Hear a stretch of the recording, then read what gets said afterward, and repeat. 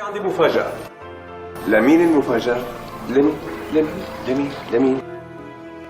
بانا بونبوني. بانا هي مفاتيح السيارة. ياي هي سيارتي. شو بدي اقول لك، الدباديب الحلوين اللي كانوا عندك لساتهم عندك ولا ضيعتيهم؟ لساتهم. وانا كنت بفكر حالي حربوق ابن سوق. والله طلعت احربق مني بابا. انت اللي اشتريت السيارة. بسام، انا بدي اعتذر منك اليوم لاني كركبتك كثير. انا اضطريت انه اتفق مع رفيقك زياد يكذب عليك هذيك الكذبة مشان خليك تجي لهون. ايوه، يعني ما في سيارة مفخخة؟ فلا في، بس مو بحارتكم. وين لقاها؟ هون بالحارة. ولي لا خلص عم نزعل معك، خلص ما في شيء، العمر كله واحد يا ابني. انا اسف يا اولادي، انا اضطريت انه اعمل هذا الشيء بس مشان لم الشمل. حسام بيه طش السمنة. لا لسه بكير، في حدا ناقص. حدا ناقص؟ كلنا هون عمي، مين ضل؟ نجمة افتح الباب.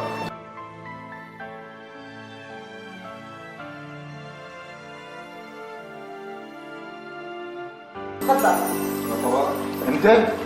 شو عم تعمل هون؟ تفضل ابني تفضل.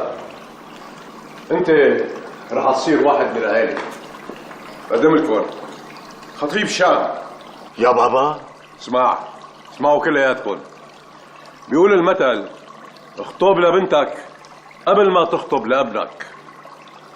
وربيع هالشاب طلب مني شام وانا وافقت. بس عمي ربيع مدير لاحسن مطعم موجود بالشام، والحب اللي بينه وبين شام رح يعيشهم بكرامه. وانت يا ابني فوت. يا نجمه صبي السمنه.